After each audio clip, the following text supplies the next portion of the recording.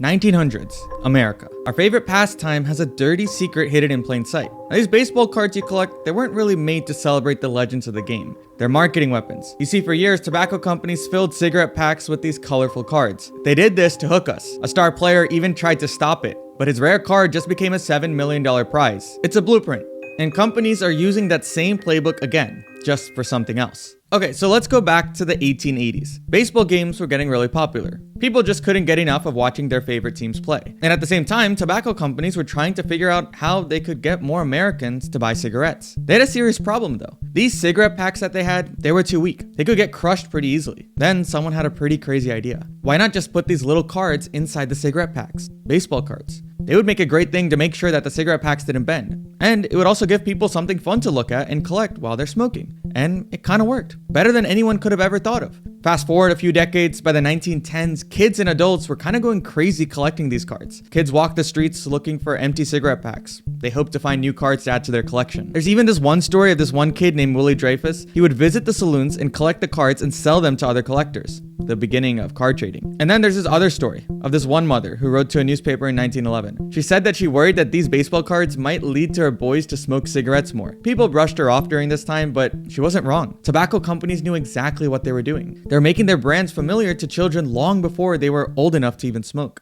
But arguably, the most interesting story from this entire era was this guy, Honus Wagner. This card became extremely popular, but not for the reason you'd think. So Honus Wagner, he was a famous player for the Pittsburgh Pirates. Now, this was in 1909. The American Tobacco Company were the ones making the cards. And Honus Wagner was a star player, but he didn't want kids buying cigarettes just to get his card. So he told them to stop making it. And they only really printed it for a few months. Not that many exist today. Most got thrown out or were damaged. This series of cards that have Honus Wagner was called the T206 series. It had 524 players, but it took until the 1970s to really understand how rare it was. The crazy part is that a mint condition one sold for $2,500 in 1985. But recently, just a few years ago, someone paid $7.25 million just to say that they own one. And there's actually tobacco stains and creases to prove that this is a real one. So these stories I tell you, they're to paint a picture of what it was like during this time. In the late 1800s, tobacco companies started making cigarettes in large quantities. They offered more than just a product. They were creating a public health crisis wrapped up in some nice advertising. Today, most people know that smoking is bad for you, but there was a time where they were everywhere, in baseball stadiums, on TV, even in doctors' offices. And here's how that happened. It all started with a machine. In the 1880s, a guy named James Bonsack built a machine that could make 200 cigarettes every minute. Before this, people had to roll cigarettes by hand. But now, companies could make them fast and cheap. This was just the beginning.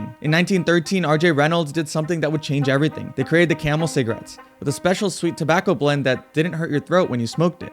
People loved it. Sales went through the roof. By 1920, more Americans smoked cigarettes than any other type of tobacco. But here's the scary part. While most companies were making more money than ever, they were hiding a deadly secret. In the 1930s, doctors noticed a serious issue. Smokers were developing lung cancer. Tobacco companies knew this too, but instead of telling people, they buried the research. The result? For the 1990s, the number of men dying from lung cancer shot up from 5 to 76 out of every 100,000 people. These companies had a sneaky plan to get people hooked. They used baseball cards and cigarette packs so kids would get to collect them. They hired doctors to say that smoking was good for you. They paid movie stars to smoke in magazines. They even used Santa Claus to sell cigarettes. It worked out so well that by 1963, the average American was smoking 4,345 cigarettes every year. That's up from just 54 in 1900. Obviously, you can see baseball played a huge role. It made things much worse. In the beginning, players chewed tobacco to deal with the dusty fields. But kids wanted to be just like their heroes, so they bought the tobacco and the baseball cards. Companies put up big signs in parks. They gave prizes to players that could hit them. By the 1950s, almost half of all baseball players were using tobacco. Years later, many got sick. Tony Gwynn, one of baseball's greatest players, died from cancer. He said came from chewing tobacco. But the money involved was just too huge. In 1879, tobacco taxes paid for 1/3 of the US government's budget. But little did people know that smoking was costing the country in many other ways. Many years later, hospitals were spending billions on illnesses caused by smoking.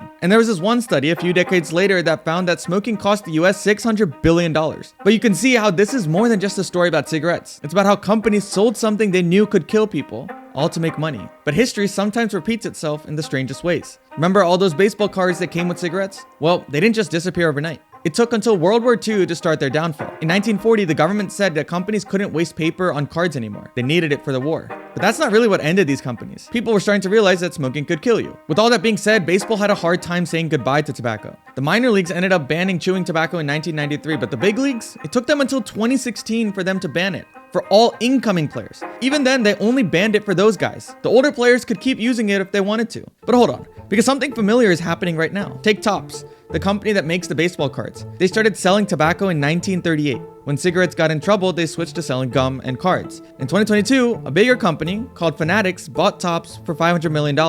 What's Fanatics doing right now? They're filling baseball games with ads for sports betting. And this is where things get scary. Back then, tobacco companies used baseball cards to get kids interested in their products. Today, betting companies are putting those same kinds of ads all over sports. They're on jerseys, in stadiums, all over TV during games that families watch together. They offer free bets worth thousands of dollars to get people started. Sound familiar? It should. Studies show that teenagers who see betting ads are twice as likely to start gambling. It's just like the 1950s, when kids would search through the alleyways looking for cigarette packs to find baseball cards. The pattern is pretty clear. Companies find ways to mix dangerous things with sports that we love. They make money while people get hurt. We stopped it with tobacco, but now we're watching it happen all over again with sports betting.